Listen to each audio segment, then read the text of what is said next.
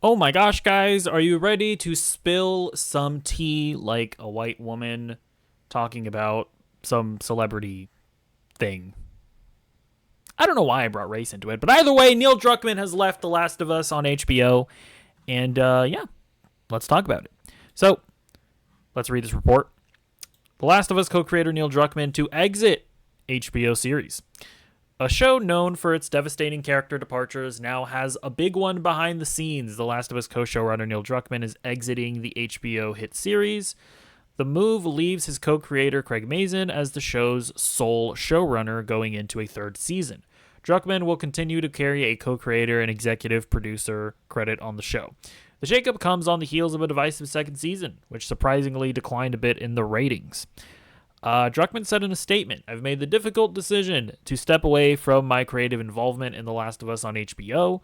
With work completed on Season 2 and before any meaningful work starts on Season 3, now is the right time for me to transition my complete focus to Naughty Dog and its future projects, including writing and directing our exciting next game, Intergalactic: The Heretic Prophet, along with my responsibilities as studio head and head of creative." Continued Druckmann, co-creating the show has been a career highlight. Oh my gosh, let's glaze. Oh god, what happened? What was I gonna say? Yes, let's glaze Craig Mazin. Oh my gosh, it's been such an honor to work with him. Oh yes, yes, yes, yes. Oh my gosh, I'm so thankful for the thoughtful approach and the dedication the talented cast and crew took to adapting The Last of Us Part 1, yada yada yada. Uh yeah, let's see, is there anything else here? Mazin also had a statement. "It's been a creative dream to work with Neil and bring an adaptation of his brilliant work to life. I couldn't have asked for a more generous creative partner. As a true fan of Naughty Dog and Neil's work in video games, I'm beyond excited to play his next game. While he focuses on that, I'll continue to work with our brilliant cast and crew to deliver the show our audience has come to expect. We are so grateful to Neil and Haley Gross for entrusting the incredible story of The Last of Us Part 2 to us, and we're just as grateful to the millions of people around the world who tune in." Okay, so here's the thing. Is it entirely possible that the front-facing story here is true? Absolutely, right? Like, I'm sure that, directing a game while also being a studio head is a lot of work. you know, and Neil has been also helping Craig develop the show. It honestly, it makes complete sense that he helped him develop season 1 and he helped him develop season 2, which is essentially just The Last of Us Part 2. And I'm sure that they know what they're doing at this point, right? They know what direction they want to go in with seasons 3 and potentially 4. And it's entirely possible that Neil just isn't really needed there for season 3 because it's just continuing what they already started. And it's entirely possible that Neil just wanted to dedicate his full attention to Intergalactic, which, if you know anything about Sony and their PlayStation arm at the moment, it's not that they're not successful because they're still making shit tons of money. PS5 is still by far the biggest, or it's just dominating Xbox. Like, it's not even close. So PlayStation is very successful. However, this generation has been lacking like really great exclusive games. And it wouldn't surprise me if there is some pressure on Neil Druckmann at this point of like, hey man, Intergalactic has to hit. It has to hit big. And so yeah, he's probably just wanting to really make sure that Intergalactic is as good as it possibly can be. So the front-facing story, it does make sense. However, I can't help but wonder if there is more going on behind the scenes, because the reality is that The Last of Us Season 2 was not nearly as well regarded as Season 1. Because while Season 1, I think it managed to do the perfect thing of not only appeasing The Last of Us fans, it also appeased general audiences. But then you had this kind of disastrous situation with Season 2 where Last of Us fans are already divided on The Last of Us Part 2, right? Like, half of the audience hates it, half of the audience loves it. What they did with The Last of Us Season 2 was they then divided, like, the people that liked it. So it's like the people that hated The Last of Us Part 2, they didn't like Season 2. But then the people who did like The Last of Us Part 2, they made a bunch of weird changes where a lot of the people that like the game are like, bro, what are you doing? Like, why are you changing Ellie's character in the way that you're changing her? Okay, well, if you're just going to reveal Abby's motivation, that just makes the story a whole lot less interesting. So it's a lot of stuff there that makes you go like, it just made The Last of Us Season 2 just ultimately underwhelming. I still enjoyed it for what it was. Just as a show on its own, I still think it's a solid show, but I do think it's infinitely worse than The Last of Us Part 2. I don't think any of the changes were really for the better. And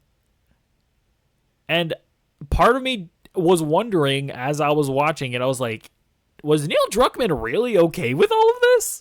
It's like, especially the decision to reveal Abby's motivation. It's just like, what? That's like one of the primary focuses of The Last of Us Part 2 was you going on a revenge quest, not knowing why Abby did what she did. So then by the time they reveal it, it's like a gut punch. It's like, ah, shit. Well, I mean, am I about to try to understand Abby? Like, that's like the whole point of the game is you're going on a revenge quest without any regard for Abby or whatever. Like, all you know is that she killed Joel and you're fully dedicated to your quest for revenge. And then, the second half of the game is trying to understand Abby, trying to understand where she's coming from. And ultimately, if the game is successful, getting you to the point where you just don't think it's worth it anymore.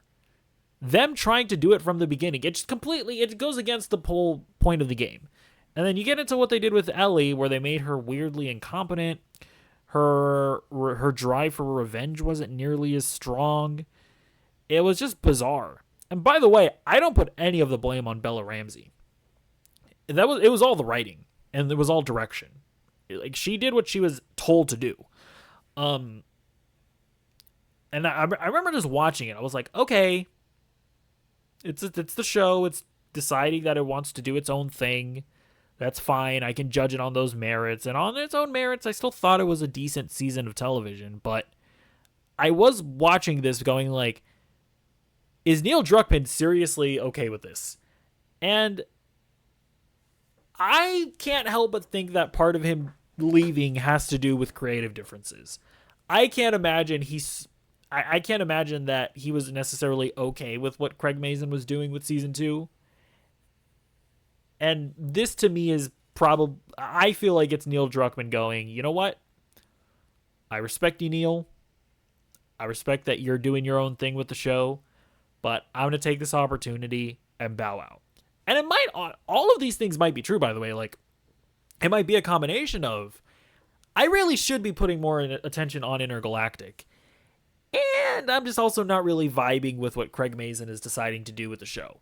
All of these things are legitimately possible. Like, it could all be true. So yeah, I can't say that this doesn't worry me about the future of the show, because it can't also be understated that the best episode of the season was written and directed by Neil Druckmann. If you look at the credits, let me pull them up actually. Yeah, so can you see this? Yeah. The first 5 episodes were written by Craig Mazin. And then episode 6, which is by far the best episode of the season, it was written by Neil Druckmann. Well, to be fair, also Craig Mazin helped, but this is when Neil Druckmann is involved. Episode 6 was the one episode where it was like, okay, we're kind of back to form. And then episode 7, I also thought was a decent episode. And in a lot of ways, it does feel like they're kind of trying it. Like, when I got to episode 6 and episode 7, I was like, okay, we're back. We're back to feeling like The Last of Us Part 2. Because I did feel like episodes 4 and 5 were just kind of meandering a bit. So I'm not fully convinced that Craig Mazin understands The Last of Us Part 2. So yeah, I don't love the fact that Neil Druckmann isn't involved. I do feel like to a certain extent, whenever he was involved, it was for the better. So I don't know, man. We're just going to have to wait and see what happens. But yeah, trouble in paradise, I guess. Either way, let me know what you think. Do you buy the front facing story? Do you not think that there was any beef or creative butting of heads behind the scenes, or do you agree with me? Do you think that it probably does have something to do with it? Let me know in the comments down below, and I'll see you in the next video. Goodbye.